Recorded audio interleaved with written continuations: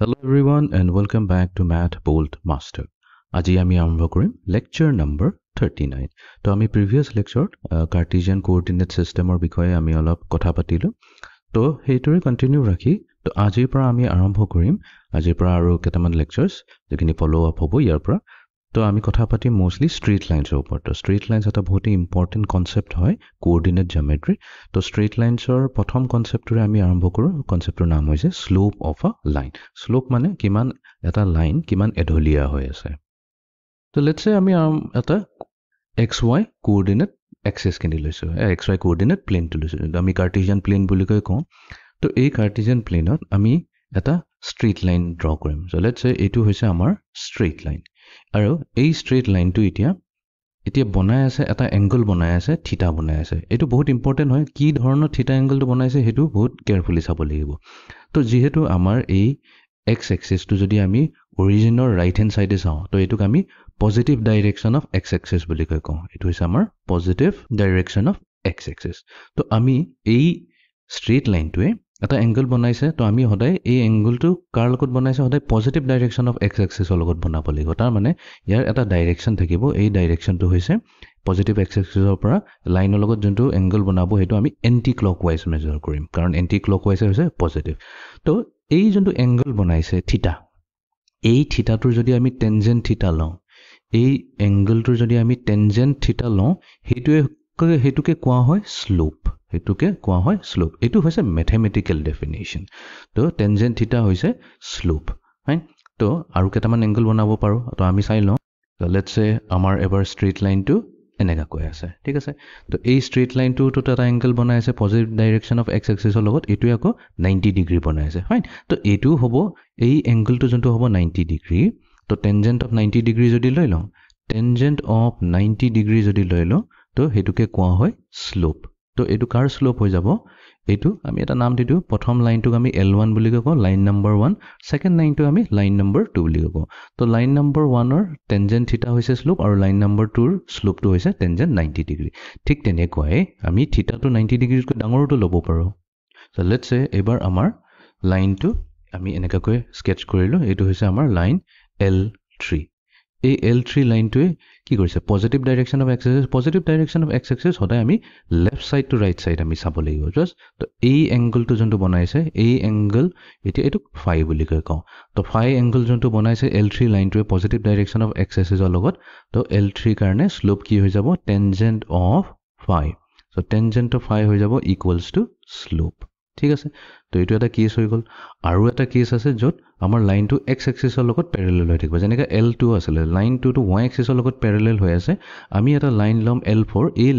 L4 লাইনটো কি হ'ব x axis লগত প্যাৰালেল হৈ থাকিব তেতিয়া তাৰ স্লোপ কি হ'ব তো এবাৰ আমি লাইন লৈছো L4 এই L4 লাইনটো এতিয়া এই L4 লাইনটো কি হৈছে x axis লগত প্যাৰালেল হৈ আছে প্যাৰালেল হোৱা মানে কি এংগল বনাইছে x axis লগত যেটা প্যাৰালেল হৈ থাকে একো এংগল বনোৱা নাই 0 ডিগ্ৰী বনাই আছে বা 180 ডিগ্ৰী বনাই আছে ৰাইট তো এটো আমি কম টেনজেন্ট অফ 0 ডিগ্ৰী হ'ব পাৰে অৰ টেনজেন্ট অফ 180 ডিগ্ৰী হ'ব পাৰে তো এইটোৱে হৈ যাব লাইন L4 ৰ স্লোপ তো দুটা ভিতৰত যিকোনো এটা হ'ব পাৰে because আমি জানো টেনজেন্ট 0 হৈছে 0 আৰু টেনজেন্ট 180 ডিগ্ৰী হৈছে 0 তো এইটো স্লোপ 0 হয় ইয়াৰ বিষয়ে আৰু ডিটেইলছত কথা পাতিম তো L2 আৰু L4 ৰ কেছটো আমি অলপ স্পেশালি কথা পাতিম বাট এইটোৱে হৈছে স্লোপৰ ডেফিনিশন ৰাইট বাট ইয়াৰ ষ্টিল জিওমেট্ৰিক্যাল মিনিংটো আমি এতিয়াও ধৰিব পৰা নাই এটো তো এটা ম্যাথমেটিক্যাল ডেফিনিশনে দিয়া গল যে আমি প্ৰথমতে লাইনটো ল'ব লাগিব লাইনটো positive direction of x axis লগত কিমান এংগল বনাইছে হেতু মেজাৰ কৰি লম আৰু তাৰ টেনজেন্টটো লৈ লম তেতিয়াই হৈ যায় স্লোপ ঠিক আছে তো ইয়াৰ জিওমেট্ৰিক্যাল মিনিংটো এতিয়া জানিবলৈ চেষ্টা কৰো বাৰু তো লেটস সে আমাৰ তাত এটা স্ট্ৰেইট লাইন আছে L তো এই স্ট্ৰেইট লাইনটো এতিয়া কিবা এটা এংগল বনাই আছে x axis লগত ঠিক আছে তো আমি এজিউম কৰো এই এংগলটো হৈছে থিটা ঠিক আছে এতিয়া নেক্সট আমি কম যে এই স্ট্ৰেইট লাইনটো যোনটো হৈছে দুটা পইণ্টেৰে পাস হৈ আছে লেটস সে এইটো এটা পইণ্ট হৈছে পইণ্ট A আৰু another পইণ্ট B ঠিক আছে দুটা পইণ্টেৰে পাস হৈ আছে আমাৰ স্ট্ৰেইট লাইনটো এতিয়া পইণ্ট A আৰু পইণ্ট B আমি কোঅৰ্ডিনেটটো ডিফাইন কৰিব পাৰিম সো আমি এজিউম কৰিছো যে পইণ্ট A কোঅৰ্ডিনেট হৈছে x1, y1 আৰু B ৰ কোঅৰ্ডিনেটটো হৈছে x2, y2 ৰাইট তো আমিটো জানো দুটা পইণ্টেৰে যদি এটা লাইন পাস হয় এটো এটা স্ট্ৰেইট লাইনে হ'ব নেক্সট এতিয়া আমি কি কৰিম পইণ্ট A ৰ পৰা আমি এটা পাৰপেণ্ডিকুলাৰ ড্ৰপ কৰিম এক্স এক্সিছলৈ তো এইটো হৈ গ'ল আমাৰ এটা পাৰপেণ্ডিকুলাৰ এ এম বুলি কৈ কওঁ ঠিক আছে সিমিলাৰলি পইণ্ট বি পৰা আমি এটা পাৰপেণ্ডিকুলাৰ ড্ৰপ কৰিম এক্স এক্সিছতে তো এইটো এন হৈ গ'ল ঠিক আছে নেক্সট আমি পইণ্ট এ পৰা বি এন লাইনলৈ আৰু এটা পাৰপেণ্ডিকুলাৰ ড্ৰপ কৰিম তো এইটো কৈ দিওঁ এন এইটো পি বুলি কৈ দিওঁ ঠিক আছে তো এইটো আমি কি পালোঁ এটা ৰাইট এংগল ট্ৰাইংগল পাৰোঁ এ পি এন এতিয়া ট্ৰাইংগুলাৰ প্ৰপাৰ্টিত কি হয় ট্ৰাইংগুলাৰ প্ৰপাৰ্টিত এই এ পি যোনটো হৈছে অ' এক্সৰ লগত পেৰেলেল হৈ আছে আমি জানো যে O' P is parallel A P is parallel to O' X তাৰমানে এই লাইনটো এই লাইন এ পি যোনটো হৈছে এক্স এক্সিছৰ লগত পেৰেলেল হৈ আছে তাৰমানে অ' এক্স লাইনটোৰ লগত তো এইটো যদি পেৰেলেল হৈ আছে তো তাৰমানে কি এই এংগল থিটাটো যদি এইটো এংগল থিটাটো যোনটো ষ্ট্ৰেইট লাইনটোৱে বনাই আছে এক্স এক্সিছৰ লগত এইটো যদি থিটা হয় তেনে ডেফিনেটলি এইটো এংগলো কি হ'ব থিটাই হ'ব এইটো হ'বই লাগিব তো জিঅ'মেট্ৰিকেলি দিছ ইমপ্লাইজ ডেট এংগল আমি ল'ম বি এ পি তো এংগল বি এ পি হ'ব ইকুৱেলছ টু থিটা ঠিক আছে এইটো এংগল পাই গ'লোঁ এতিয়া আমাৰ তাততো ৰাইট এংগল ট্ৰাইংগল আছে এ পি বি আমি লিখিম in right triangle A P B তো টেনজেণ্ট থিটা যদি লওঁ টেনজেণ্ট অফ থিটা লওঁ তো টেনজেণ্ট অফ থিটা মানে কি হৈছে টেনজেণ্ট অফ থিটা হৈছে পাৰপেণ্ডিকুলাৰ ডিভাইডেড বাই বেছ এইটো হৈছে ডেফিনেশ্যন ইয়াতে এটা পাৰপেণ্ডিকুলাৰ কি হৈছে পাৰপেণ্ডিকুলাৰ হৈছে বি পি ট্ৰাইংগুলাৰ পাৰপেণ্ডিকুলাৰটো হৈছে বি পি আৰু ইয়াৰ বেছটো হৈছে এ পি তো এতিয়া আমাৰ নেক্সট কামটো হ'ব বি পি আৰু এ পি ওলোৱাৰ এতিয়া বি পি মানে কি বি পি মানে হৈছে আমাৰ এই লেংথটো আমি কেনেকৈ ওলাওঁ বিকজ এই পইণ্ট বিটো যদি চাওঁ ইয়াৰ টোটেল হাইটটো হৈছে ৱাইটো আৰু পইণ্ট পি যদি চাওঁ এতিয়া পইণ্ট পিৰ হাইটটো কি হ'ব এইখিনি হ'ব পইণ্ট পিৰ হাইট এতিয়া পইণ্ট পিৰ হাইটটো চাওঁ বা পইণ্ট এৰ হাইটটো চাওঁ একেই কথা হয় মিনিংটো এক্সেক্টলি ছেম তো এইখিনি হৈছে আমাৰ y1 তো তাৰ মানে আমাকতো চিম্পলি বি পিহে লাগে এইখিনি লেংথহে লাগে তো বি পি মানে কি হ'ব তো বি পি মানেতো আমি লিখিব পাৰিম টোটেল হাইট যোনটো হৈছে বি এন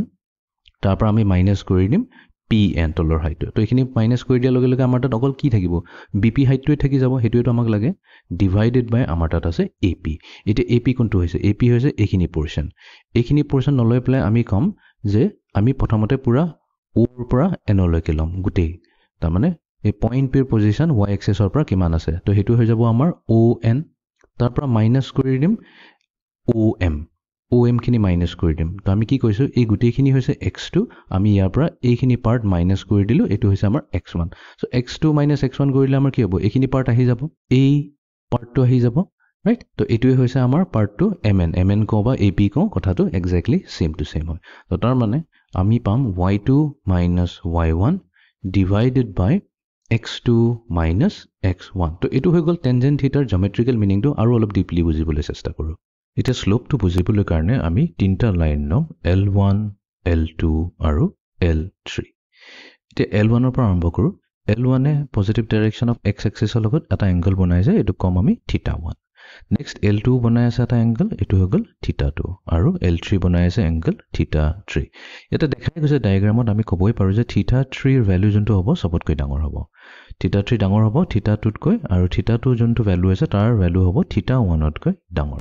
এতিয়া থিটা3 যেনেকুৱা ডাঙৰ হৈ গৈ আছে এতিয়া ডিফাৰেঞ্চটো কি হয় এতিয়া আমি যদি এই ট্ৰাইংগলটো চাওঁ এই ট্ৰাইংগলত আমি এটা বস্তু নটিচ কৰিব পাৰোঁ যে যোনটো y2 মাইনাছ y1 তাৰমানে এই ট্ৰাইংগলৰ যোনটো পাৰপেণ্ডিকুলাৰ হাইটটো হৈছে এই পাৰপেণ্ডিকুলাৰ হাইটটো ইনক্ৰিজ হৈ গৈ আছে যেনেকুৱা থিটা ইনক্ৰিজ হৈ গৈ আছে y2 মাইনাছ y1 ইনক্ৰিজ হৈ গৈ আছে ৰাইট বিকজ ইয়াতে টেন থিটা কি হৈছে টেন থিটা আমাৰ equals to y2 minus y1 divided by x2 minus x1 তো ইয়াতে থিটা যেতিয়া বাঢ়ি যাব তো তাৰমানে এই নিউমাৰেটৰ পাৰ্টটো বাঢ়ি আছে মিনিংটো এইটোৱে হয় থিটা বাঢ়া মানে তো নিউমাৰেটৰ বাঢ়ি আছে মানে y2 মাইনাছ y1 ইনক্ৰিজ হৈছে তো ইয়াৰ হাইটটো ইনক্ৰিজ হৈছে যদি ওপৰত ইনক্ৰিজ হৈ আছে তেনেহ'লে তলৰ পাৰ্টটো ডিক্ৰিজ হ'বই লাগিব তো y2 minus y1 divided by x2 minus x1 হয় তো প্ৰথম L1 কেছত যদি চাওঁ আমাৰ x2 মাইনাছ x1 তো এইখিনি হৈছে ইয়াৰ তলৰ যোনটো আমাৰ বেছ লেংথটো হৈছে ঠিক তেনেকৈ L2ত যদি যাওঁ তাৰ বেছ লেংথটো কি হৈ গ'ল অলপ ডিক্ৰিজ হৈ গ'ল অলপ কমি গ'ল এণ্ড L3ত যদি আহি যাওঁ তেনেহ'লে তাৰ বেছ লেংথটো আৰু কমি যায় তো তেনেকৈ যিমান আমাৰ শ্লোপটো বাঢ়ি গৈ থাকিব আমি কওঁ যে টেনজেণ্ট থিটা বাঢ়ি গৈ থাকিব ঠিক তেনেকৈ তলৰ যোনটো বেছ লেংথটো হয় সেইটো ডিক্ৰিজ হৈ যাব বা যোনটো পাৰপেণ্ডিকুলাৰ হাইট হয় সেইটো ইনক্ৰিজ হৈ যাব তো এইটোকে কোৱা হয় শ্লোপ বা গ্ৰেডিয়েণ্ট অফ এ লাইন তো বেষ্ট বুজিবলৈ হ'লে তো লেটছ চে আমাৰ এটা ঘৰ আছে ঠিক আছে এইটো ঘৰৰ যেনিবা তলৰ মই গ্ৰাউণ্ড ফ্ল'ৰৰ কথা কৈ আছোঁ তো এইটো আমাৰ টোটেল ঘৰটো হৈ গ'ল এতিয়া এইখিনিত আছে আমাৰ গেৰাজটো ঠিক আছে এতিয়া গেৰাজৰ তলৰ ঘৰৰ যোনটো ফ্ল'ৰটো আছে ফ্ল'ৰটো কিন্তু অলপ তলত আছে অলপ হাইটত তলত আছে তো তোমাৰ যদি এটা স্কুটাৰ আছে স্কুটাৰ বা বাইক বা কাৰ যিয়ে হওক এই স্কুটাৰখন যেতিয়া আমাক উঠাই ল'ব লাগে এই উঠাই পেলাই নিব লাগে গেৰেজৰ ভিতৰলৈ তো তেনেহ'লে আমি কি কৰিম আমি সদায় এটা শ্লোপ এটা দিওঁ ঠিক আছে এতিয়া এই শ্লোপৰ যোনটো এংগলটো হয় এই এংগল থিতাটোৱে ডিপেণ্ড কৰিব কিমান ইজিলি এই বাইকখনক আমি গেৰেজলৈ লৈ যাব পাৰিম তো থিতাৰ ভেলু যিমান কম হ'ব থিতাৰ ভেলু কম হোৱা মানে কি মই এতিয়াই কৈছিলোঁ y2 - y1 হাইটটো যিমান কম হ'ব তেনেহ'লে সিমান ইজি হ'ব এই বাইকখনক আমি গেৰেজৰ ভিতৰত সোমাবলৈ ৰাইট তো ইয়াতে শ্লোপৰ কনচেপ্টটো বহুত ইম্পৰ্টেণ্ট হৈ যায় তো আই হোপ এতিয়া ক্লিয়াৰ হৈ গ'ল তো শ্লোপ কি হয় আমি চাম এটা ষ্ট্ৰেইট লাইনে এক্স এক্সিছৰ লগত কিমান এংগল বনাইছে ৰাইট আৰু এইটো পজিটিভ ডাইৰেকশ্যনতে চাব লাগিব ৰাইট বিকজ নেগেটিভ ডাইৰেকশ্যনতো এংগল বনাই আছে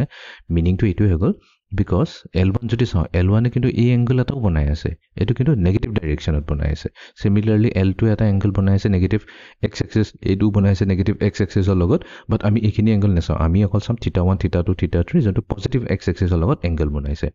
তো সেই এংগলটোৰ যদি আমি tan θ লৈ লওঁ এইটোৱে হৈ যাব শ্লোপ আৰু শ্লোপ ওলোৱাৰ কেলকুলেশ্যনৰ ফৰ্মুলাটো হৈছে y2 - y1 divided by x2 - x1 ঠিক আছে ওকে তো এইটো হৈ গ'ল আমাৰ জিঅ'মেট্ৰিকেল মিনিং অফ শ্লোপ এতিয়া এটা কাম কৰোঁ এটা কুইকলি এটা নিউমেৰিকেল কৰি লওঁ তেতিয়া আমাৰ কনচেপ্টটো আৰু ক্লিয়াৰ হৈ যাব problem number 1 determine the value of x such that the line passing through 3,4 and x,5 makes 135-degree angle with the positive direction of x-axis ঠিক আছে তো আমি কি কৰিম এইটো বস্তুটো গ্ৰাফিকেলি বুজিবলৈ চেষ্টা কৰোঁ তো আমি কনসিডাৰ কৰিছোঁ এটা xy কোঅৰ্ডিনেট প্লেন আমি এটা ষ্ট্ৰেইট লাইন ল'ম এই ষ্ট্ৰেইট লাইনটো এনেকৈ ল'ম such that এই ষ্ট্ৰেইট লাইনটো আমি ক'ম যে পজিটিভ এক্স এক্সিছৰ লগত এটা অবটিউজ এংগল বনাই আছে 135 ডিগ্ৰী তো আমি জাষ্ট এটা আৰ্বিট্ৰেৰিলি ড্ৰ কৰি লৈছোঁ একুৰেটকৈ ড্ৰ কৰা নাই তো এইটোৱে হৈছে আমাৰ এই ষ্ট্ৰেইট লাইনটো তো আমি এজিউম কৰিম যে এই এংগলটো যোনটো পজিটিভ এক্স এক্সিছৰ লগত বনাই আছে সেই এংগলৰ মেজাৰটো হৈছে 135 ডিগ্ৰী ঠিক আছে নেক্সট কোৱা হৈছে যে এই লাইনটো দুটা পইণ্টেৰে পাছ হৈছে 3,4 আৰু x,5 এতিয়া 3,4 মানে যেহেতু 3 হৈছে আমাৰ x কোঅৰ্ডিনেট 4 হৈছে আমাৰ y কোঅৰ্ডিনেট আৰু দুটাই x coordinate y coordinator value positive তো আমি এজিউম কৰিম যে এইটোৱে হৈছে আমাৰ পইণ্টে যোনটো আমাৰ ফাৰ্ষ্ট কোৱাড্ৰেণ্টত লাই কৰি আছে ঠিক আছে নেক্সট পইণ্টটো হৈছে b x,5 বাট এতিয়া ইয়াতে এটা অলপ কেয়াৰফুল থাকিব লাগিব বিকজ xৰ ভ্যালুটো আমি উলিয়াবহে লাগে তো x আমাৰ নেগেটিভো হ'ব পাৰে পজিটিভো হ'ব পাৰে যদি x নেগেটিভ হৈ যায় তো তাৰ মানে কি হৈ গ'ল y টো পজিটিভ আছে x নেগেটিভ y পজিটিভ থকা মানে কি আমাৰ b টো ইয়াত হ'ব পাৰে অৰ যদি x পজিটিভ হয় y আমাৰ পজিটিভ হয় তেনেহ'লে সেইটো কেছত আমাৰ এইখিনিত ক'ত বা b থাকিব পাৰে তো আমি এক্স্যাক্টলি নাজানো কোনখিনিত b হ'ব বাট সেইটো ইমান মেটাৰ নকৰে তো আমি এনি এজিউম কৰিলো কি লেটছ সে এইটোৱে হৈছে আমাৰ পইণ্ট b ঠিক আছে আমি এনেও সেইটো গম পাই যাম যেতিয়া x ৰ ভ্যালু ওলাই আহিব তো একৰ্ডিং টু ডেফিনেশ্যন তো ডেফিনেশ্যনৰ মতে আমি জানো যে টেনজেণ্ট 135 ডিগ্ৰী যদি কৰোঁ তো টেনজেণ্ট অফ কোনটো সেই এংগল থিতাটো যোনটো লৈছোঁ আমি থিতা যোনটো এই ষ্ট্ৰেইট লাইনটো এক্স এক্সিছৰ লগত বনাই আছে তো এইটো কি হয় ফৰ্মুলা হিচাপে y2 - y1 divided by x2 - x1 এইটো হৈছে আমাৰ শ্লোপৰ ফৰ্মুলা ঠিক আছে এতিয়া y2 y1 x2 x1 কি হয় তাৰ মানে এইটোক আমি এজিউম কৰিম লেটছ সে এইটো হৈছে x1, y1 আৰু b টো হৈছে আমাৰ x2, y2 বাট একচুয়ালি তো আমাৰ b ভ্যালু দিয়ে আছে b কোঅৰ্ডিনেটস কিনি হৈছে x, 5 তো এইটোৰ মিনিংটো এইটো হয় x2 আমি x বুলি কৈ মানিম আৰু y2 5 বুলি কৈ মানিম আৰু পইণ্ট এৰ কেছত x1 হ'ব 3 আৰু y1 হ'ব 4 তো ভ্যালুবোৰ পুট কৰি দিও তো y2 - y1 হৈ যাব আমাৰ 5 - 4 5 - 4 ডিভাইডেড বাই x2 - x1 তো ইয়াতে x2 আছে x minus x1 x1ৰ ভ্যালু হৈছে আমাৰ 3 আৰু এতিয়া আমি উলাব লাগিব টেনজেণ্ট 135 ডিগ্ৰী ভ্যালু এটা ডাইৰেক্টলি আমি টেনজেণ্ট 135 উলাবলৈ হলে কি কৰিব লাগিব tangent of 180 degree minus 45 degree কৰি দিও আমি এলাইড এংগলৰ হেল্প লৈ আছো তাৰমানে এংগলটো সৰু কৰিব বিচাৰি আছো তো টেনজেণ্ট 180 minus 45 কি হয় এপুটো আমি অলৰেডি কৰি থৈছো ট্ৰিগোনোমেট্ৰি তো এটো ডাইৰেক্টলি হৈ যাব টেনজেণ্ট 45 ডিগ্ৰী বাট 180 minus 45 মানে কি 135 টো কোনটো কোৱাড্ৰেণ্টত আছে এটো তো আমাৰ সেকেন্ড কোৱাড্ৰেণ্টত আছে ৰাইট সেকেন্ড কোৱাড্ৰেণ্টত ভ্যালু কি হয় 90 ডিগ্ৰীতকৈ বেছি হ'ব আৰু 180 ডিগ্ৰীতকৈ সৰু হ'ব তো যেহেতু 135 90 আৰু 180 মাজত আছে আমি ক্লিয়াৰলি তো আমি আছো সেকেন্ড কোৱাড্ৰেণ্টত আৰু এটা সেকেন্ড কোৱাড্ৰেণ্টৰ টেনজেন্টৰ ভ্যালু কি হয় নেগেটিভ হয় তো আমি পাম -1045 তো ভেৰি কেয়াৰফুল তো ইয়াতে মাইনাস ভ্যালুটো আহিব ইকুৱেলছ টু এতিয়া সলভ কৰিলো 5 - 4 হৈ গ'ল 1 ডিভাইডেড বাই x - 3 আৰু টেনজেন্ট 45 ৰ ভ্যালু হৈছে 1 তো আমি পালো -1 equals to 1 divided by x minus 3 solve কৰিলো ক্ৰস মাল্টিপ্লাই কৰি দিম -1 into x minus 3 কি হৈ যাব -x plus 3 equals to 1 আমাক তো x এ লাগে তো x হৈ যাব equals to 2 পজিটিভ ভ্যালু আহিলে তাৰ মানে একচুয়ালি এই পইণ্টটো নহয় আমাৰ পইণ্ট b এটোহে হৈছিল ঠিক আছে এটো বুজাবৰ কাৰণে মই ডায়াগ্ৰামটো মানে এটা ফিগাৰটো দেখুৱালো বাট এটো এক্সাম হলত ফিগাৰটো নেদেখুৱালে হৈ যাব এটো তোমালোকে নিজে ৰাফত ড্ৰ কৰি লবা তো এটো হতে ডায়াগ্ৰাম ড্ৰ কৰি ললে ভাল হয় কাৰণ ডায়াগ্ৰাম ড্ৰ কৰি ললে এটলিষ্ট প্ৰবলেমটো সলভ কৰিবলৈ বহুত ইজি হৈ যায় তো আমাৰ পইণ্ট এটোই হৈছে b তো b ৰ কোঅৰ্ডিনেট হৈ যাব এতিয়া 2,5 তো আমি আমাকটো x ৰ ভ্যালুৱে ওলাব দিছিলে তো আমি কম thus x equals to 2 ঠিক আছে তো এতিয়া স্লোপ ৰিলেটেড কেটামান বস্তু আমি বুজিবলৈ চেষ্টা কৰো এটো কথা আমি অলৰেডি পাতিয়ে থৈছিলো যদি স্লোপ হয় equals to tangent of আমি জানো স্লোপ হৈছে tangent of theta tangent theta টোকে স্লোপ বুলি কোৱা হয় theta ভ্যালুটো মই লেটস সে লৈছো 0 ডিগ্ৰী তেনে হলে tan 0 ডিগ্ৰী ভ্যালুটো কি হৈ যায় equals to 0 এতিয়া স্লোপ হৈছে equals to 0 স্লোপ 0 ৰ মিনিং টো কি হয় হেতুকে আমি বুজিবলৈ চেষ্টা কৰো ঠিক আছে তো slope equals to tan 0 degree equals to 0 হয় বাট আমি জানো স্লোপৰ ডেফিনিশন টো কি আছিল স্লোপ হৈছে y2 minus y1 divided by x2 minus x1 এটো হৈছে আমাৰ স্লোপৰ ডেফিনিশন এটো হৈছে equals to 0 এটা ক্ৰস মাল্টিপ্লাই কৰি দিও তেনে হলে আমি পাম y2 minus y1 equals to 0 তাৰ মানে ইয়াতে হৈ গল y1 equals to y2 তাৰ মানে আমাৰ তাত লেটস দুটা পইণ্ট আছে এটা পইণ্ট হৈছে point a x1, y1 second পইণ্টটো হৈছে point b x2, y2 but ইয়াতে কি কৈছে ইয়াতে কৈছে যে y2 আৰু y1 ৰ value exactly same to same হয় তো এটো হ'ব x2, y1 তো এতিয়া এটোই হৈ গৈছে আমাৰ দুটা পইণ্ট a and b যাৰ y1 ভ্যালুটো এক্স্যাক্টলি সেম এতিয়া y1 ৰ ভ্যালু এক্স্যাক্টলি সেম হোৱা মানে কি হয় y1 y কোঅৰ্ডিনেটটো হাইটটো কয় তাৰ মানে আমাৰ যদি আমি যদি এটা কোঅৰ্ডিনেট প্লেনটো লৈ লও আমাৰ x axis আছে আৰু আমাৰ আছে y axis তো এই দুটা পইণ্টৰ হাইটটো এক্স্যাক্টলি সেম হয় তাৰ মানে আমি যদি এটা স্ট্ৰেইট লাইন ড্ৰ কৰো এই স্ট্ৰেইট লাইনটো পইণ্ট a ৰে পাস হ'ব আৰু পইণ্ট b ৰে পাস হ'ব ঠিক আছে এটো হৈছে পইণ্ট b তো দেখাই গৈছে দুইটাৰ হাইট কি হয় তো এটো হৈছে আমাৰ হাইট y1 আৰু পইণ্ট b পৰা যদি এটা পাৰপেন্ডিকুলাৰ ড্ৰ কৰো x axis ৰ ওপৰ তো এটো হৈ যাব আমাৰ হাইট y2 যোনটো হৈছে ইকুৱেলছ টু y1 আৰু দেখাই গৈছে এই লাইনটো কি হৈছে প্যাৰেলাল টু x axis হৈছে তো ইয়াৰ পৰা এটা ইম্পৰ্টেন্ট কনসেপ্ট আহি যায় যে if slope equals to 0 then the line is parallel to the x axis তো এটো এটা এক্সট্ৰিমলি ইম্পৰ্টেন্ট কনসেপ্ট তো যেতিয়া আমাৰ স্লোপৰ ভ্যালু ইকুৱেলছ টু 0 আহে তো আমি কৈ দিম যে আমাৰ এই লাইনটো যোনটো আছে এই লাইনটো হৈছে এটা এনেকুৱা ধৰণৰ লাইন যোনটো x axisৰ লগত প্যাৰেলাল হৈ আছে x axis টো হ'ব পাৰে বা হেতু কথা আমি অলপ পিছত পাতিম তো এই লাইনটো যোনটো হ'ব always Pyarelal two x axis হ'ব ঠিক আছে এতিয়া নেক্সট কেছটো লৈ যাও আৰু এটা কেছ আছে যদি আমাৰ থিটা হয় ইকুৱেলছ টু পাই ঠিক আছে যদি হয় 2 পাই 3 পাই এই গুটেইবোৰৰ ভ্যালুত কি হ'ব আমাৰ tan theta সদায় 0 হ'ব তো tan theta এই গুটেইবোৰৰ ভ্যালু পাই 2 পাই 3 পাই বোৰৰ কাৰণে 0 হ'ব তো এই ভ্যালুজটো আমি ক'ব পাৰিম যে স্লোপ ইকুৱেলছ টু 0 তাৰ মানে আমাৰ লাইনটো Pyarelal to the x axis হৈ আছে ঠিক আছে তো পটককৈ এবাৰ বুজি লওঁ 0 ডিগ্ৰী মিনিংটো কি হয় 0 ডিগ্ৰী মানে আমাৰ positive direction of x axis এটো হৈছে আৰু আমাৰ যোনটো লাইন হৈছে ab লাইন সেগমেন্ট ab তো এটো কি হৈছে x axis ৰ লগত প্যাৰেলাল হৈছে প্যাৰেলাল হৈ থকা মানে কি আমি যদি ধৰি লওঁ এটো হৈছে আমাৰ পজিটিভ ডাইৰেকশন আমি ডাইৰেকশনৰ কথা পাতিছো এক্সিসৰ কথা নহয় এটো আমি ডাইৰেকশনটো লৈছো আৰু আমাৰ যোনটো লাইন আছে সেই লাইনৰ ডাইৰেকশনটো এক্স এক্সিসতে আছে তেনে হলে দুটাৰ মাজত এংগল কি হ'ল যেহেতু দুটা প্যাৰেলাল আছে প্যাৰেলাল থকা মানে তাৰ এংগলটো হৈছে 0 ডিগ্ৰী এইটো এটা কেছ হৈ গল আন এটা কেছ এটো হ'ব পাৰে যে মেবি মুটাত আৰু এটা ডিফাৰেন্ট লাইন আছে যোনটো এবাৰ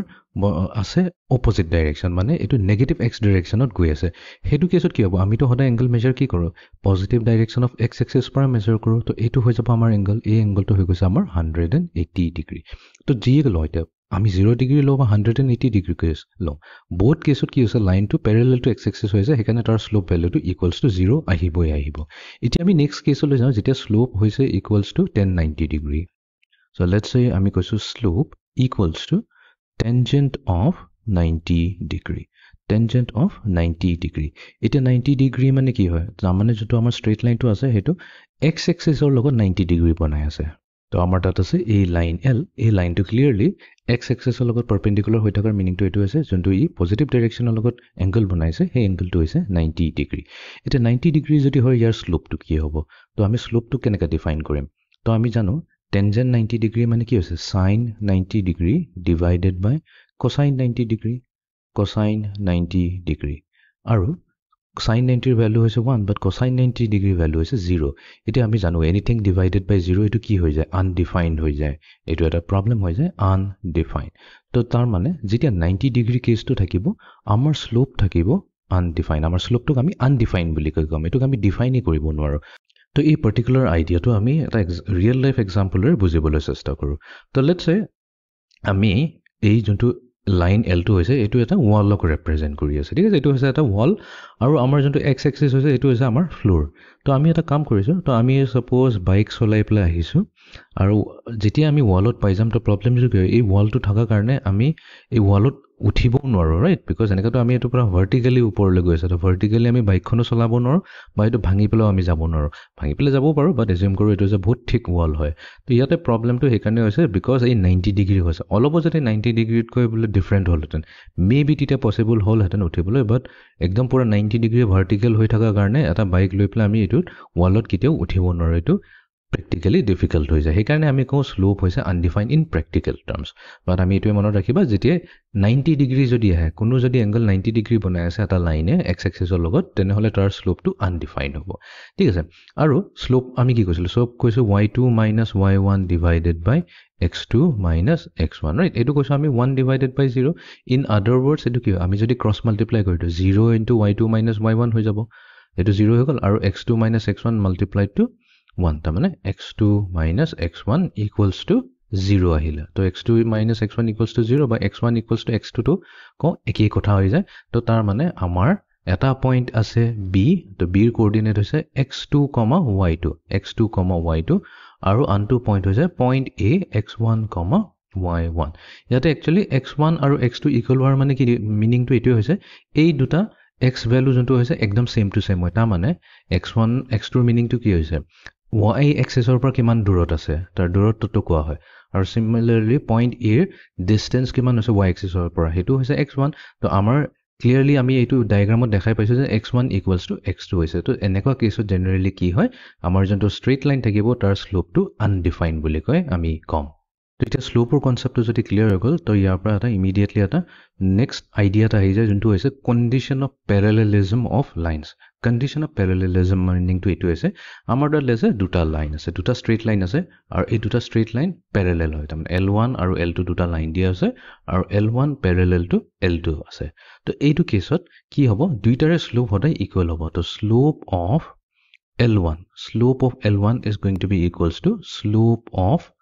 L2 line 2 এটো প্যাৰালেল লাইন কেছত সদায় হ'বই হ'ব আৰু এটা বস্তু হয় আমি জেনাৰেলি স্লোপ বাৰে বাৰে স্লোপ অফ L1 বুলি কৈ নিলিখো আমি এটা লেটাৰ ইউজ কৰিম হেতু হ'ব m ডিনোট কৰে স্লোপ তো আমি লিখিম m1 equals to m2 তো এতিয়াৰ পৰা মই এই সিম্বল বা এই লেটাৰ m2 ইউজ কৰিম তাৰ মিনিংটো হৈছে আমি স্লোপৰ কথা পাতি আছো তো কি হ'ব দুটা ষ্ট্ৰেইট লাইন যদি আছে আৰু দুটা ষ্ট্ৰেইট লাইন যদি প্যাৰালেল হয় তেনেহলে ইহত দুটা স্লোপ সদায় ইকুৱেল হ'বই হ'ব ঠিক তেনেকৈ কন্ডিশন অফ পাৰপেন্ডিকুলাৰিটি অফ লাইনস আছে তাৰ মানে আমাৰ যদি দুটা লাইন আছে লেটস সে এটো হৈছে আমাৰ লাইন L1 আৰু এনাদাৰ এটা লাইন আছে L2 এইবাৰ লাইন L1 আৰু L2 এটো হিডক ইন্টাৰসেক্ট কৰিছে বাট কোনটো এংগলত 90 ডিগ্ৰী এংগলত তো ইয়াতে আমি কৈ আছো যে L1 হৈছে পাৰপেন্ডিকুলাৰ টু L2 তো দুটা লাইন যদি পাৰপেন্ডিকুলাৰ হয় তেনে হিহঁতৰ মাজত এটা কন্ডিশন থাকে যে আমি যদি লাইন 1 ৰ স্লোপ লওঁ আৰু লাইন 2 ৰ স্লোপ লওঁ m2 দুইটাকে যদি মাল্টিপ্লাই কৰি দিও হিহঁতৰ প্ৰডাক্টটো সদায় আহিব -1 এটো হ'বই হ'ব তো এটো এটা কন্ডিশন অফ পাৰপেন্ডিকুলাৰিটি অফ লাইনস তো প্যাৰালেল কেছত কি হ'ল দুইটাৰে স্লোপ ইকুৱেল হৈ গল আৰু যদি পাৰপেন্ডিকুলাৰ হৈ আছে তেনেহলে দুইটাৰে স্লোপ উলিয়াই লম স্লোপৰ মাল্টিপ্লিকেশন কৰি দিম আৰু মাল্টিপ্লিকেশন কৰাৰ পিছত যোনটো আনসাৰ আহিব সদায় -1 আহিব এতিয়া আমি এটো বুজিবলৈ চেষ্টা কৰো কেলে হৈ আছে কেলে পাৰপেন্ডিকুলাৰ কেছত প্ৰডাক্ট ইকুৱেলস টু -1 হয় আৰু প্যাৰালেলৰ কেছত স্লোপস ইকুৱেল হয় তো তাৰ কাৰণে আমি বুজিব চেষ্টা কৰিম এংগল বিটুইন টু লাইনস তাৰ মানে দুটা লাইন আছে দুটা লাইনে ইটো হিটুক যদি ইন্টাৰসেক্ট কৰে তো অবিয়াসলি কিবা এটা এংগলত ইন্টাৰসেক্ট কৰিব সেই এংগলটোক প্ৰথমতে আমি ক্যালকুলেট কৰিবলৈ চেষ্টা কৰিম তো এতিয়া আমি বুজিবলৈ চেষ্টা কৰিম এংগল বিটুইন টু লাইনস তো দুটা লাইনৰ ভিতৰ এংগলটো কেনেকৈ ক্যালকুলেট কৰে এটো আমি এতিয়া দেখিম সো লেটস সে আমি এটা কোঅৰ্ডিনেট এক্সিছ লৈ লওঁ নেক্সট আমি কি কৰিম দুটা লাইন লম যোনটো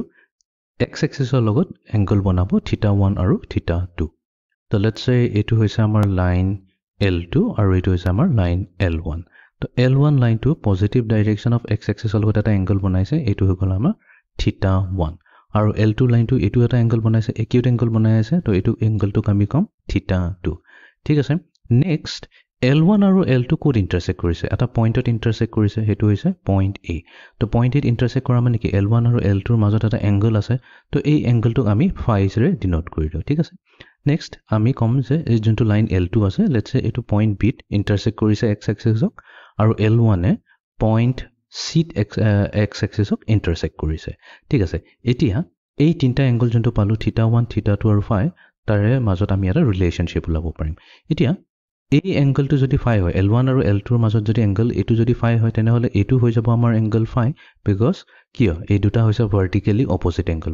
অপোজিট এংগল হদাই ইকুৱেল হয় এতিয়া আমি জানো যে ইন ট্ৰায়াঙ্গল ABC আমি কম যে ইন ট্ৰায়াঙ্গল ABC আমি যদি এটা ফৰ্মুলা লগাও ফৰ্মুলা মানে এটা থিওৰামে এটোই কয় যে θ1 ৰ ভ্যালু কাৰ ইকুৱেল হৈ যাব sum of opposite interior angles কাৰণ θ1 হৈছে এটা এক্সটাৰ্নাল এংগল ৰাইট এই ট্ৰায়াঙ্গল ABC ৰ θ1 টো হৈছে এক্সটাৰ্নাল এংগল এই এক্সটাৰ্নাল এংগল কাৰ ইকুৱেল হৈ যাব এই যে ভিতৰত থকা opposite interior angles তো interior angles মানে ট্ৰায়াঙ্গলৰ ভিতৰত থকা এংগল দুটা এটা হৈছে θ2 আনটো হৈছে phi ইহত দুটাৰ সামৰ ইকুৱেল হৈ যাব তাৰ মানে θ2 + phi হৈ যাব ঠিক আছে বাট আমাক তো লাগে এংগল phi টো ওলাব লাগে তো আমি এই ৰিএৰেঞ্জ কৰি লম terms kini to ami pajam phi equals to θ2 minus θ1 পাই গলো এতিয়া আমি কি কৰিম both sides tangent লগাই দিম তো tangent phi হৈ যাব left hand side আৰু right hand side হৈ যাব tangent θ2 minus θ1 ঠিক আছে এতিয়া তো আমাৰ তাত এটা ফৰ্মুলা আছে tangent θ2 minus θ1 ফৰ্মুলাটো হৈছে tangent of a minus b তো এটো আমি অলৰেডি কভাৰ কৰিছিলো কম্পাউণ্ড এংগল যেতিয়া কৰি আছিল ট্ৰিগোনোমেট্ৰি তো tangent of a minus b formula to is a tangent of a minus tangent of b divided by 1 plus product lom a duta tangent function so tangent a into tangent b ঠিক আছে তো same formula to আমি use কৰিলে আমাৰ tangent of θ2 minus θ1 কি হৈ যাব আমি পাম tangent of θ2 minus tangent of θ1 divided by আমাৰ হ'ব ইয়াতে 1 plus tangent of θ2 multiplied to tangent of θ1 হৈ গল তো এটো হৈ গল আমাৰ tangent of phi পালো ঠিক আছে বাট আমি তো জানো যদি আমাক θ1 দি আছে তেনে হলে এটো তো লাইন 1 ৰ θ1 মানে কি হৈছে θ1 হৈছে লাইন 1 এ x এক্সিছৰ লগত কিমান এংগল বনাইছে বাট এই θ1 ইনফৰমেশনৰ আমি কি উলিয়াব পাৰো আমি তো এটো উলিয়াব পাৰো তাৰ স্লোপটো কি হয় বাট আমি কম যে tangent of θ1 তো এটোই দিব আমি মানে θ1 এংগলটো লৈ প্লে তাৰ টেনজেন্ট লৈ লও আমাক লাইন 1 ৰ স্লোপটো পাই যাম আমি যোনটো হৈছে m1 আৰু টেনজেন্ট যদি আমি θ2 ৰ টেনজেন্ট লৈ লও তেনে হলে এটোই দিব আমাক লাইন 2 ৰ স্লোপটো যোনটো হৈছে m2 এখিনি আমি সাবস্টিটিউট কৰি দিও তেনে হলে আমি পাম m2 - m1 divided by 1 plus m2 into m1 আৰু আমি কি কৰিম এই ভ্যালুটোৰ আমি লৈ লম ইয়াৰ মডুলাস লৈ ললে কি হ'ব ইয়াৰ ভ্যালুটো পজিটিভ আহিব তো এইটোই হৈ যাব আমাৰ tangent phi তো angle between two lines উলোৱাৰ ফৰ্মুলাটো হৈছে তো angle যদি দুটা লাইনৰ মাজত angle আছে phi এই phi angle বনাই আছে তেনে হলে তাৰ tangent টো লৈ লম আৰু tangent phi লোৱাৰ পিছত তাৰ ভ্যালুটো আহিব slope 2 minus slope 1 divided by 1 plus m2 into এইটো হৈছে actually m1 ঠিক আছে তো এইটোই হৈ গৈছে আমাৰ angle between two lines তো এটা নিউমেৰিকেল কৰি লওঁ তেতিয়া বুজি পাবলৈ ইজি হ'ব Determine the angle between the lines joining the points 0, 0 and 2, 3 and the points 2, -2 and 3, 5. ঠিক আছে আৰম্ভ কৰো তো বস্তুটো আমি প্ৰথমতে গ্ৰাফিক্যালি বুজিবলৈ চেষ্টা কৰো তো ইয়াতে আমি কেটামান পইণ্ট প্লট কৰি লৈছো গ্ৰাফ পেপাৰ তো অৰিজিনটোক আমি কম পইণ্ট A তো ইয়াৰ কোঅৰ্ডিনেট হৈছে 0, 0 তাৰ পিছত আমাৰ আনটো পইণ্ট হৈছে 2, 3 তো এইটোক আমি পইণ্ট B বুলি কম Next, our point আছে 2, -2 তো এটোক আমি C বুলি কম আৰু next point was আমাৰ 3, 5 এটোক আমি point D ৰে ডিনোট কৰিম ঠিক আছে তো এতিয়া আমি কি কৰিম লাইন দুটা ড্ৰ কৰিম এটা লাইন হ'ব যোনটো A আৰু B ৰে পাস হ'ব আৰু আনটো লাইন যোনটো C আৰু D ৰে পাস হ'ব তো লাইন যোনটো এ বি ৰে পাছ হৈছে তো এইটোক আমি লাইন L1 বুলি কম আৰু যোনটো সি আৰু ডি পইণ্টৰে পাছ হৈছে এইটোক আমি লাইন L2 বুলি কম এই দুটা লাইনৰ মাজত যোনটো এংগল হৈছে লেটস সে হেতু এংগলটো আমি ফাই বুলি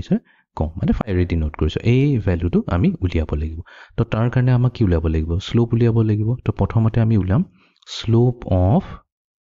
the line passing through A and B.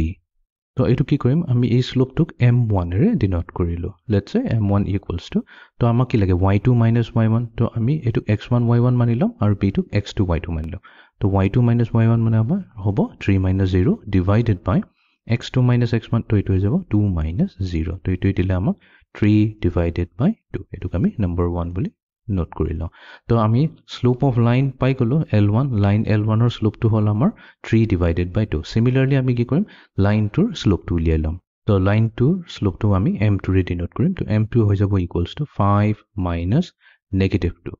divided by 3 minus 2 তো এইটো দিব আমাক ভ্যালু ইকুৱেলছ টু 7 তো m2 ৰ আমি পাই গলো স্লোপ ইকুৱেলছ টু 7 তো যেহেতু এতিয়া আমি m1 আৰু m2 পাই গলো আমি এতিয়া ইজিলি tan phi টো উলাই লব পাৰিম তো আমি কম we know that tangent of phi to here hoise value to equals to slope of m2 minus slope m1 divided by 1 plus m2 multiplied to m1 ঠিক আছে value bur put kori diu to m2 ami paisu 7 minus aru ifal m1 paisu ami 3 divided by 2 whole divided by 1 plus 7 multiplied to 3 divided by তো এটো আমি simplify কৰিলো তো আমি এতিয়া পাম তো 7 minus 3 divided by 2 এটো হৈ যাব 11 divided by 2 whole divided by তো 1 plus 7 into 3 equal 21 divided by 2 তো এটো দিব আমাক 23 divided by 2 তো আমি পালো ফাইনালি 11 divided by 23 তো এটো হৈছে আমাৰ tangent phi বাট প্ৰবলেমটো আমাক প্ৰবলেমটো সুধিছে এংগলটো কি হয় তো এংগল উলাবলৈ কাৰণে আমি কি কৰিম tangent inverse লব লাগিব both sides তো tangent inverse of 11 divided by 23 লম তো এটো যেতিয়া আমি ক্যালকুলেটৰত সাবস্টিটিউট কৰি দিম ইয়াৰ ভ্যালু আহিব 25.6 absolutely degree তো এটোৱে হৈ যাব angle between the two lines ঠিক আছে I hope এটো এখিনি ক্লিয়াৰ হৈ গল তো এতিয়া আমি বুজিব চেষ্টা কৰিম condition of parallelism of lines তো আমি তো অলৰেডি এটো এস্টাবলিশ কৰি থৈছো যেতিয়া দুটা লাইনস প্যাৰেলাল হয় তেনে তাহলে তাহাঁ দুটাৰ স্লোপ ইকুৱেলছ হয় তো এটো কিলে হয় তো লেটস সে আমাৰ তো দুটা লাইন আছে তো দুটা লাইনৰ যোনটো এংগল হ'ব দুটাৰ মাজত যোনটো এংগল বনাইছে তো এটোক আমি tangent phi ৰে ডিনোট কৰো so tangent phi হৈছে m2 minus m1 whole divided by 1 plus product of m2 আৰু m1 ঠিক আছে এতিয়া দুটা লাইন যদি প্যাৰেলাল হয় let's say two lines L1 তো ইয়াৰ স্লোপ হৈছে m1 with slope m1 and L2 আৰু L2 লাইনটোৰ স্লোপ হৈছে m2 slope equals m2 তো এই দুটা line are parallel to each other তো parallel হোৱাৰ meaning কি হয় দুটা যদি parallel হয় তাৰ মানে angle between them কি হ'ব this implies that angle between them must be equals to 0 degree হেতুৱে meaning হৈছে parallel তো either 0 degree হ'ব পাৰে বা pi হ'ব পাৰে বা আমি 0 degree কেছ টো ললো তো তাৰ মানে আমাৰ ফৰ্মুলাটো কি হ'ব tangent of 0 degree এটা এই 0 টোৱে হৈছে the angle between the two lines equals to আমাৰ slope আমাৰ angular formula to is m2 minus m1 divided by 1 plus m2 into m1 এটা tangent 0 value কি হয় tangent 0 value to জানো এটো হয় 0 এটো হৈ গৈছে 0 equals to absolute value of m2 minus m1 divided by 1 plus m2 into m1 ঠিক আছে তো এটো 0 কেতিয়া হ'ব যেটা নিউমাৰেটৰ পাৰ্টটো 0 হ'ব তো ইয়াপা আমি অটোমেটিক্যালি ক'ব পাৰো যে absolute value of m2 minus m1 equals to 0 হ'ব or আমি ক'ব পাৰো simply m2 minus m1 equals to 0 যাৰ meaning to হৈছে m1 equals to m2 তো আমি verify কৰিলো যে দুটা লাইন যদি parallel থাকে তেনে হলে তাহা দুইটাৰ স্লোপ ইকুৱেল হ'বই হ'ব তো আমি নেক্সট পাৰপেন্ডিকুলাৰিটি কন্ডিশনটো আমি চেক কৰি লব পাৰো তো পাৰপেন্ডিকুলাৰ কেছত কি হ'ব পাৰপেন্ডিকুলাৰ কেছত phi হৈ যাব ইকুৱেলছ টু 90 ডিগ্ৰী তো তাৰ মানে আমাৰ যোনটো টেনজেন্ট phi ওলাব টেনজেন্ট phi হৈছে ইকুৱেলছ টু tan 90 ডিগ্ৰী আৰু tan 90 ডিগ্ৰী কি হৈছে আনডিফাইন হৈছে এটোৰ আমি কোনো ভ্যালু ওলাব নোৱাৰো বিকজ ডিভাইড বাই 0 হৈ আছে তো আমি কম যে tan 90 ডিগ্ৰী ইকুৱেলছ টু আমাৰ ফৰ্মুলা আহি যাব angle between the two lines m2 minus m1 divided by 1 plus m2 into m1 right এতিয়া ইয়াতে কি হৈছে 1090 ডিগ্ৰী আনডিফাইন কি হৈছে ডিভাইড বাই 0 ডিভাইড বাই 0 মিনিংটো কি আমি যদি এই ৰেচিঅ'টো চাওঁ m2 - m1 ডিভাইডেড বাই 1 প্লাছ m2 ইনটু m1 তাৰমানে এই ডিনমিনেটৰটো 0 হৈছে সেইকাৰণে আনডিফাইন হৈ আছে তাৰমানে আমি ক'ম 1 plus m1 into m2 into m1 কয় এই কথা এই এবছলিউট ভ্যালু হ'ব equals to 0 or simply put আমি ক'ম 1 plus m1 into m2 equals to 0. এই 1 টোক যদি এতিয়া আমি ৰাইট হ্যান্ড সাইডলৈ লৈ যাওঁ কি পালো product of the two slope m1 and m2 equals to -1 সেইকাৰণে আমি কৈছিলো যদি দুটা লাইন পাৰপেন্ডিকুলাৰ হৈ আছে মানে ইটো হিটোৰ লগত এংগল 90 ডিগ্ৰী বনাই আছে তেনেহলে m1 আৰু m2 দুইটাৰে স্লোপ লৈ পেলাই আমি মাল্টিপ্লাই কৰি দিম তো -1 আহিবই আহিব এটা বহুত এটা পাৱাৰফুল ফৰ্মুলা হয় বা ৰুল বুলি ক'ব পাৰো তো এইটো ৰুল ইউজ কৰি পেলাই আমি বহুত নিউমেৰিকেল সলভ কৰিব পাৰিম তো এটা কাম কৰো কেটামান নিউমেৰিকেল সলভ কৰি লওঁ এতিয়া problem number 3 for what value of y the line through the points 3 y and 2 7 is parallel to the line through the points -1 4 and 0 6 ঠিক আছে তো প্ৰথমতে আমি পয়েন্টস কেটাক নাম দি দিও সো আমি কওঁ যে let a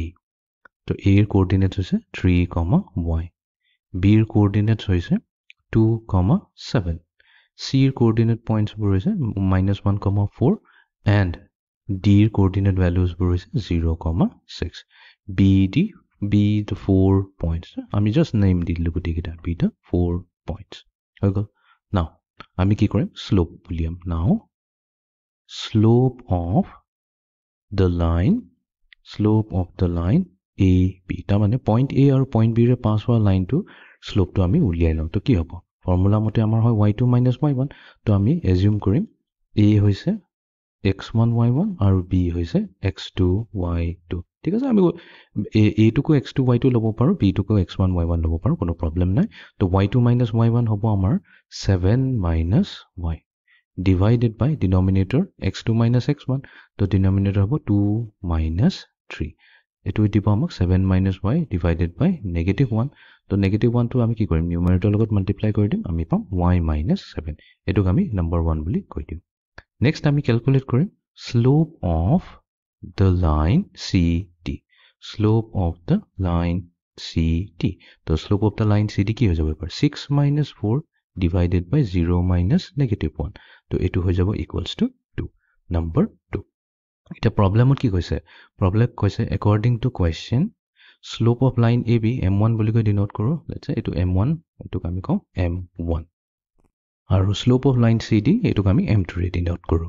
তো প্ৰবলেমটো কোৱা আছে যে দুটা লাইন প্যাৰালেল হয় তো আমি কি কম m1 = m2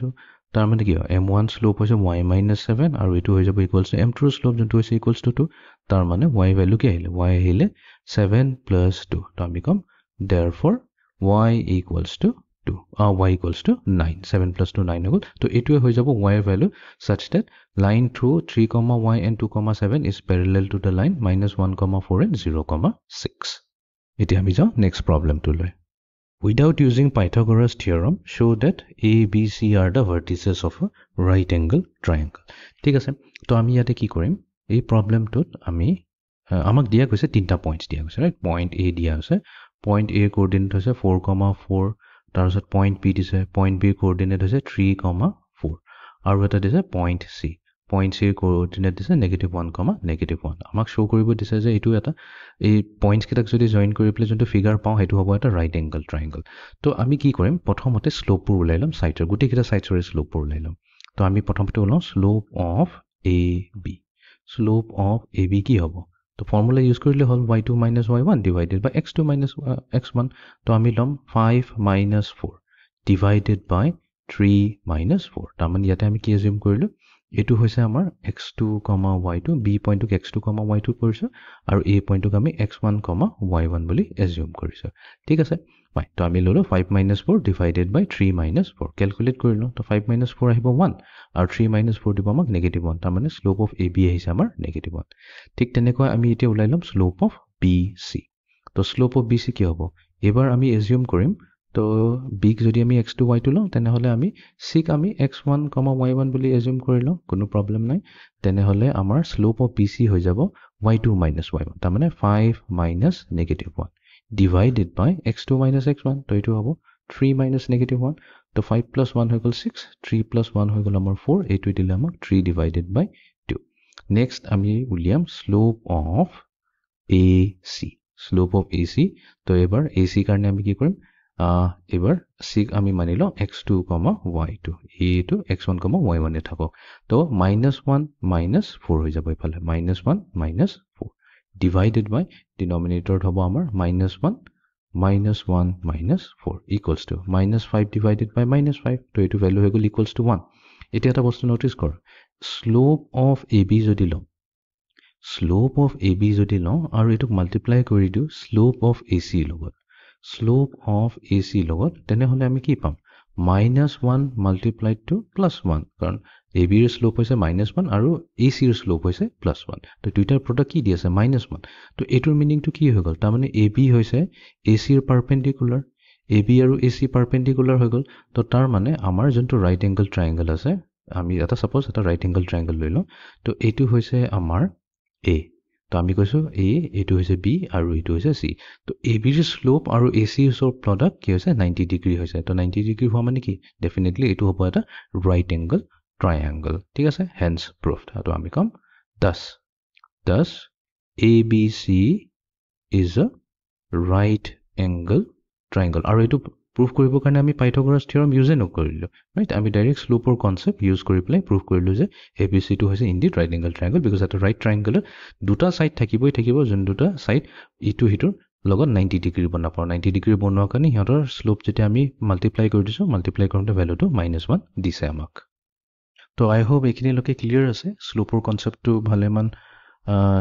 মানে বহুতখিনি আমি নিউমেৰিকেল কৰিলো আৰু বহুতখিনি কনসেপ্টৰ কথা পাতিলো আই হোপ এইখিনি লগে ক্লিয়াৰ আছে স্লোপৰ কনসেপ্টটো কি হয় তো এতিয়া আমি যাওঁ এটা নেক্সট টপিকলৈ যোনটো হৈছে আমাৰ ইন্টাৰসেপ্ট অফ আ লাইন তো এবাৰ আমি কথা পাতিম intercept of a line on the axis তাৰ মানে আমাৰ তাত দিয়া গৈছে এটা xy কোঅৰ্ডিনেট এক্সিস আমি কি কৰিম এটা ষ্ট্ৰেইট লাইন এটা ড্ৰ কৰিম ঠিক আছে তো এই ষ্ট্ৰেইট লাইনটো আমি এজিউম কৰিছো যে ই x এক্সিসক কাটিছে 0.8 আৰু y এক্সিসক কাটিছে পইণ্ট b তেনেহলে এই x এক্সিসত যে কাটিছে কিমান ডিসটেন্স মত কাটিছে অৰিজিনৰ পৰা তো এইটোৱে হৈছে ইয়াৰ ডিসটেন্স OA ৰাইট তো ইয়াতে যোনটো OA হয় এই OA টোকে কোৱা হয় x ইন্টাৰসেপ্ট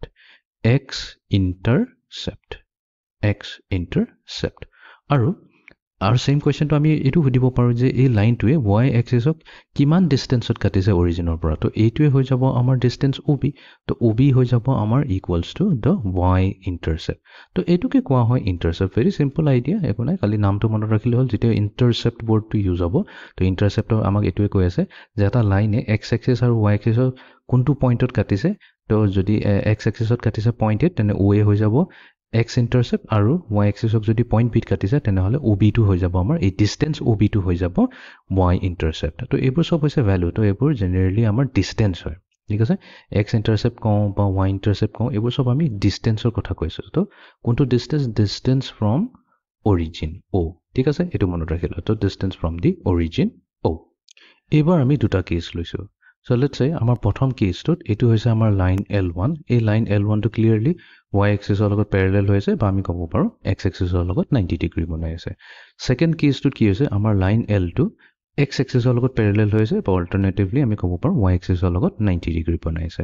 এতিয়া কোৱেশ্চনটো আহি গ'ল L1 ৰ x intercept আৰু y intercept টো কি হ'ব সিমিলাৰলি লাইন L2 ৰ x and y intercept কি হ'ব তো লাইন L1 যদি চাওঁ তো লাইন L1 ৰ থাকিব only x intercept ইয়াতে থাকিব only x intercept কিয় দেখাই গৈছে যে এই লাইনটো অকল x axisতে কাটিছে আমি যিমানে এক্সটেন্ড কৰো ওপৰলৈ এক্সটেন্ড কৰো তললৈ এক্সটেন্ড কৰো এই লাইন L1 এ y axis টো কেতিয়াও কাট নকৰে তো সেই কাৰণে আমি কম যে only x intercept no y intercept ঠিক আছে ইয়াতে কোনো y interceptor কথাই নাহে সিমিলাৰলি লাইন L2 কেছত কি হৈ যাব লাইন L2 কেছত আমাৰ only y intercept টো হে থাকিব ইয়াতে কোনো x interceptor কথাই নাহে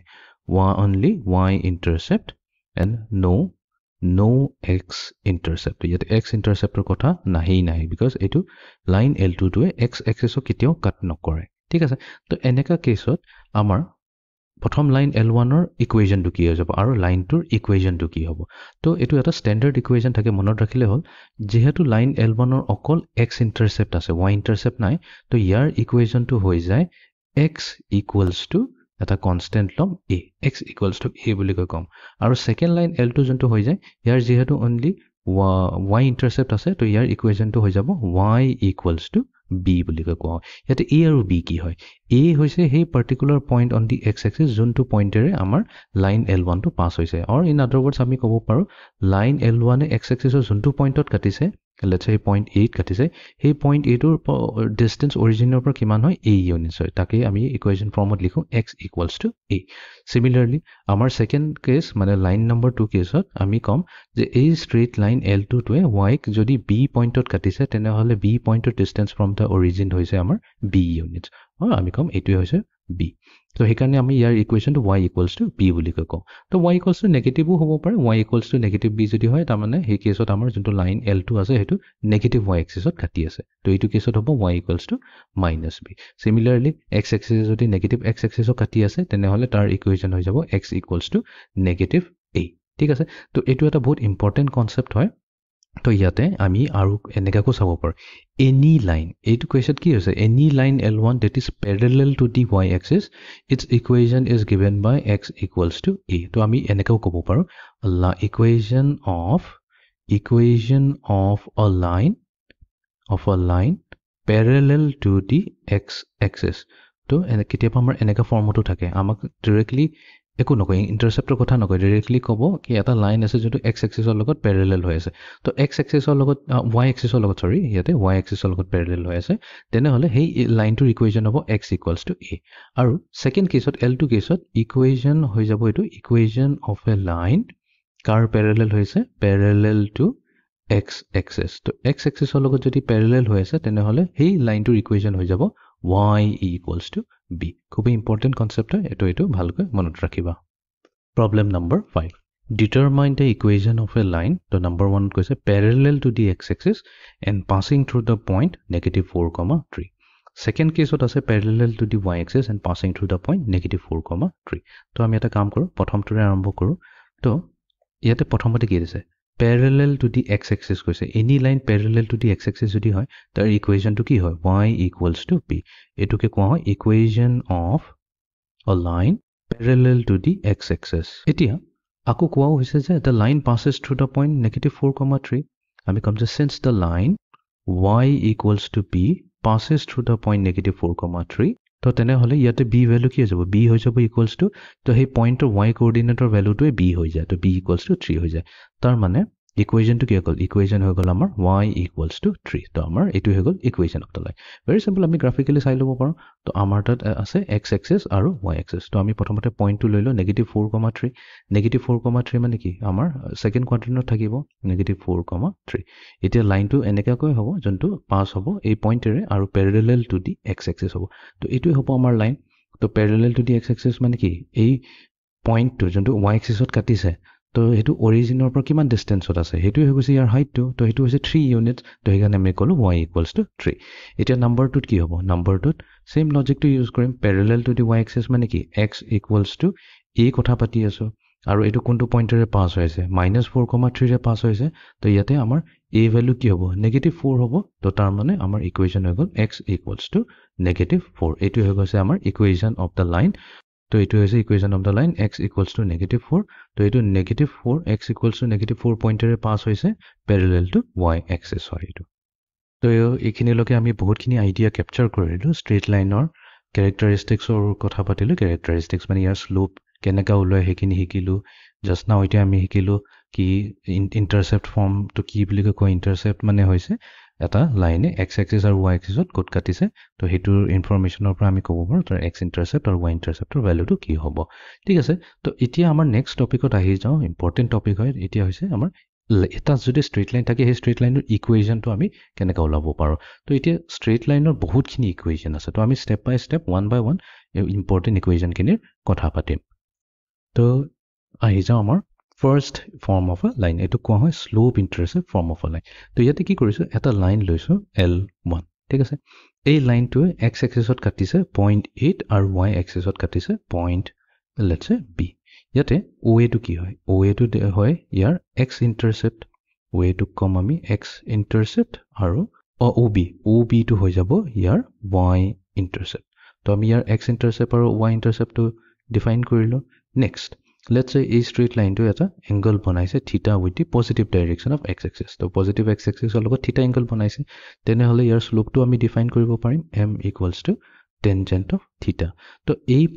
jonto slope intercept form of a line naam to te koi ase slope aru intercept. Ta mane ami jodi straight line eta di ase tar slope to jodi amar tat ase slope or value to jodi ami janu aru tar দুইটা intercept আছে বা দুটাৰ ভিতৰত এটা ইন্টাৰসেপ্ট লাগিব যোনটো হৈছে y ইন্টাৰসেপ্ট মানে ob ৰ ভ্যালুটো লাগিব ঠিক আছে এই y ইন্টারসেপ্টটো যদি জানো তেনে হলে স্লোপ ইন্টারসেপ্ট ফর্ম অফ এ লাইনটো হৈছে y = mx + c ঠিক আছে এটো এটা স্ট্যান্ডার্ড ইয়াৰ ফৰ্ম হয় বা ফৰ্মুলা বুলি ক'ব পাৰো এটোকে কোৱা হয় slope intercept form of a line তো ইয়াতে m যোনটো হৈছে এটোৱে হৈছে আমাৰ স্লোপ আৰু এই যোনটো c হৈছে এই c টো হৈছে আমাৰ y intercept ঠিক আছে এটোক আমি y intercept বুলি কওঁ তো এই ইন্টারসেপ্ট y ইন্টাৰসেপ্টৰ ভ্যালু আৰু স্লোপৰ ভ্যালুটো যদি আমাক দিয়া গৈছে তেনে হলে আমি ইজিলি এটা লাইনৰ ইকুৱেশনটো আমি উলিয়াব পাৰো ঠিক আছে এক্সাম্পলৰে কৰি চাও problem number 5 determine the equation of a line having a slope of -1 and cutting off an intercept of 4 units on the negative direction of y axis ঠিক আছে এতে প্ৰবলেমটোত বহুতখিনি কনসেপ্ট আছে তো আমি কনসেপ্টটো 1 by 1 বুজিবলৈ যাও ইয়াতে প্ৰথমতে দিয়া আছে যে স্লোপ ভ্যালু যোনটো হয় স্লোপ হৈছে ইয়াতে -1 তাৰমানে এটা মাইনাসত দিয়া আছে ভ্যালুটো তো স্লোপ কিটা নেগেটিভ হয় তো আমি তো জানো টেনজেন্ট থিটা মানে হৈছে স্লোপ তো স্লোপ যদি ভ্যালুটো নেগেটিভ হয় ইয়াৰ মিনিংটো হৈছে যোনটো আমাৰ এংগল থিটাটো হয় থিটাটো হৈছে এটা অবটিউজ এংগল মানে হৈছে যোনটো 90 ডিগ্ৰীত কৈ ডাঙৰ হয় আৰু যদি আমাৰ স্লোপ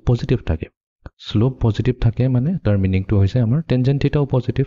তো টেনজেন্ট থিটা পজিটিভ মিনিংটো হৈছে আমাৰ যোনটো এংগল থিটা হৈছে সেই থিটাটো হৈছে এটা একিউট এংগল তাৰ মানে 90 ডিগ্ৰীত কৈ সৰু তো আমাৰ কেছত যেহেতু স্লোপ এটা নেগেটিভ ভ্যালু হৈছে তো আমি আমাৰ যোনটো লাইনটো হ'ব সেই লাইনটো এটা অবটিউজ এংগল বনাব পজিটিভ ডাইৰেকশন অফ x এক্সিছৰ লগত ঠিক আছে আৰু নেক্সট ইনফৰমেশনটো দিছে negative direction of y axis তো আমি এটো গ্ৰাফিক্যালি বুজিবলৈ চেষ্টা কৰো তেতিয়া বেছি ইজি হ'ব তো ইয়াতে কৈছে যে এই যোনটো লাইনটো আছে এই লাইনটো Katz of N intercept of 4 units on the negative direction of y axis তো নেগেটিভ ডাইৰেকশন মানে কি আমাৰ অৰিজিনৰ ওপৰত হয় পজিটিভ y axis নেগেটিভ অৰিজিনৰ তলত হয় নেগেটিভ y axis তাৰ মানে এই যোনটো লাইনটো হৈছে এই লাইনটো এটা -4 পইণ্টৰে পাস হ'ব তাৰ মানে এই পইণ্ট যোনটো হ'ব পইণ্ট যেনিবা টু a কইলো তো o এৰ ডিসটেন্সটো হ'ব -4 যেহেতু এটো নেগেটিভ x y axisত আছে আৰু আমি লাইনটো এনেকৈ ড্ৰ কৰিম such that এই লাইনটো এটা অবটিউজ এংগল বনাব পজিটিভ ডাইৰেকশন অফ x axisৰ লগত তো এটোৱে হৈছে আমাৰ স্ট্ৰেইট লাইন এই স্ট্ৰেইট লাইনটোৱে এটা অবটিউজ এংগল বনাইছে এই অবটিউজ এংগল বনোৱাৰ কাৰণে ইয়াৰ স্লোপটো সদায় নেগেটিভ আহিব তো স্লোপৰ ভ্যালু দিয়া আছে তো আমি লিখিনো given according to the problem slope or value দিয়া আছে -1 আৰু ইয়াতে যোনটো y intercept টো আমি c বুলি কওঁ y intercept ৰ ভ্যালু দিয়া আছে -4 তেনে হলে আমি তে ইজিলি ইয়াৰ ইকুৱেশনটো উলিয়াই লব পাৰিম তো ইকুৱেশন অফ লাইন ইয়াৰ স্ট্যান্ডাৰ্ড ফৰ্মটো মনত ৰাখিলে হ'ল কি আছিল y = mx + c তো y = mx + c তা মানে y = m হৈছে আমাৰ -1 into x আৰু c ভ্যালু হৈছে -4 then that means এটো যদি আমি সলভ কৰি লওঁ তো আমি পাম x + y + 4 = 0 এটোৱে হৈছে আমাৰ এই লাইনটোৰ ইকুৱেশন তো এই লাইনটোৰ যোনটো স্লোপ হ'ব -1 আৰু ইয়াৰ যোনটো y ইন্টাৰসেপ্ট হ'ব এটো হৈছে আমাৰ c ভ্যালু তো এই c ভ্যালুটো হ'ব -4 ঠিক আছে এতিয়া যাও আমি নেক্সট প্ৰবলেমটো লৈ তো এবাৰ আহি যাও আমি 6th প্ৰবলেমটো লৈ determine the equation of a line making an angle of 120 degree with the negative direction of x-axis and cutting off an intercept of 5 units on the positive direction of y-axis ঠিক আছে তো অলপ বুজি লওঁ প্ৰথমতে প্ৰবলেমটোত কি কৈছে তো আমি কি কৰিম এটা x আৰু y-axisটো লৈ লওঁ তো ইয়াতে কোৱা হৈছে যোনটো আমাৰ লাইনটো হ'ব সেই লাইনটো 120 ডিগ্ৰী বনাইটো আছে বাট নেগেটিভ ডাইৰেকশন অফ x এক্সিছৰ লগত বনাই আছে মিনিংটো এটোই হ'ল যদি লেটস সে এটো হৈছে আমাৰ স্ট্ৰেইট লাইনটো এটি এই স্ট্ৰেইট লাইনটো বনাই আছে 120 ডিগ্ৰী এইটো হৈছে 120 ডিগ্ৰী আৰু এটো ডিগ্ৰী কাৰ লগত বনাই আছে নেগেটিভ x এক্সিছ না মানে নেগেটিভ ডাইৰেকশনত যোৱা x এক্সিছৰ লগত 120 ডিগ্ৰী বনাই আছে এটো এটা ইনফৰমেশন আৰু নেক্সট পাৰ্টত কৈছে যে cuts off an intercept of 5 units on the positive direction of x-axis যেহেতু অৰিজিনৰ ওপৰত আমি কি কওঁ পজিটিভ y axis বুলি কওঁ তো এই সাপোজ এই লাইনটোৱে কাটি আছে 0.8 তো ইয়াতে কোৱা আছে যে এই OA হৈছে আমাৰ y intercept আৰু এই y interceptৰ ভ্যালুটো পজিটিভ হয় তো এটো কোৱা আছে 5 ঠিক আছে এই ইনফৰমেশনটো ইউজ কৰি পেলাই আমাক উলিয়াব দিছে ইকুৱেশ্যন অফ দ্য লাইন তো আমিতো জানো ইকুৱেশ্যন অফ দ্য লাইন কি y = mx + c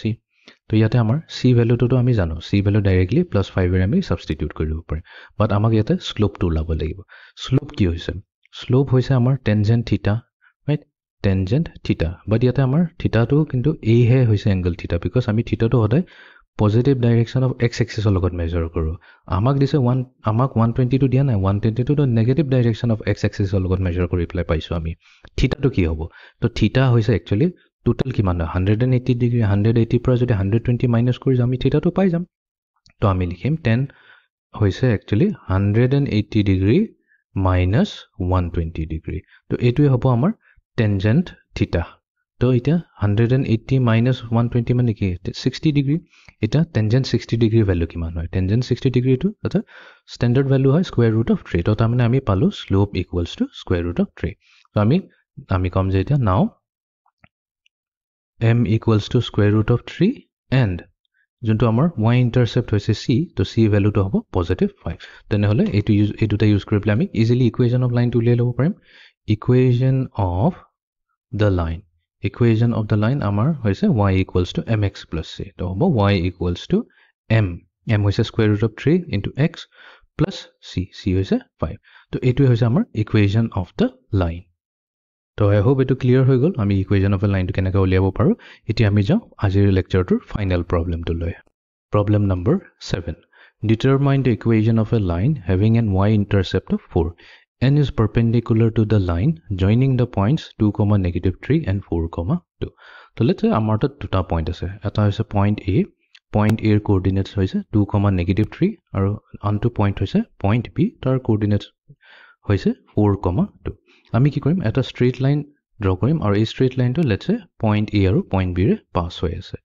নেক্সট কৈছে find the equation of a line এই লাইনটোৰ কিন্তু ইকুৱেশ্যন ওলাব দিয়া নাই আমাক এটা বেলেগ লাইনৰ হে ইকুৱেশ্যন ওলাব দিছে সেই লাইনটো কি হৈছে এই যোনটো আমি লাইনটো ললো a b ৰে পাস হোৱা তাৰ লগত পাৰপেন্ডিকুলাৰ হৈ থাকিব এই লাইনটো আৰু এই লাইনটোৰ y ইন্টাৰসেপ্ট ভ্যালুটো দিয়া হৈছে 4 তো এই ইনফৰমেশন কেন ইউজ কৰি পেলাই আমাক উলিয়াব দিছে এই লাইন l ৰ ইকুৱেশ্যনটো ঠিক আছে তো এইটোক আমি l1 বুলি কওঁ প্ৰথমতে আমি কি কৰিম L1 or হেৰিটো লৈ লওঁ স্লোপটো লৈ লওঁ স্লোপ অফ লাইন L1 তো এইটোটো আমি ইজিলি ওলাব পাৰিম L1 কৈছো যেতি ইয়াৰ স্লোপটোক আমি M1 ৰে ডিনোট কৰিম M1 হৈ যাব ইকুৱেলস টু y2 - y1 তো y2 আমি ইয়াতে এজিউম কৰিম b হৈছে আমাৰ x2 y2 আৰু a হৈছে আমাৰ x1, y1 তেনেহলে y2 y1 হৈ যাব 2 - -3 divided by x2 - x1 এটো যাব আমাৰ 4 - 2 equals to এটো দিব আমাক 5 divided by 2 তো আমি পাই গলো m1 ৰ ভ্যালু হৈছে 5 divided by 2 এতিয়া এই ইনফৰমেশনটো ইউজ কৰি পেলাই আমি l ৰ স্লোপটো উলাই দিব পাৰিম তো আমি এজিউম কৰিম যে let the slope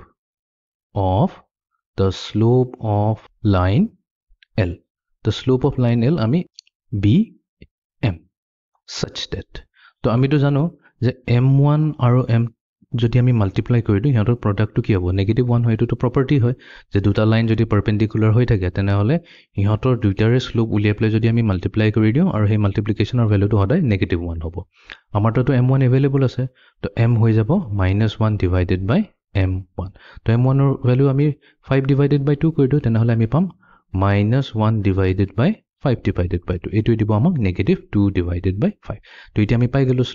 slope available আছে y ইন্টাৰসেপ্ট কোৱা আছে 4 তো আমি কম now using slope আমি যোনটো পালো m equals to -2 divided by 5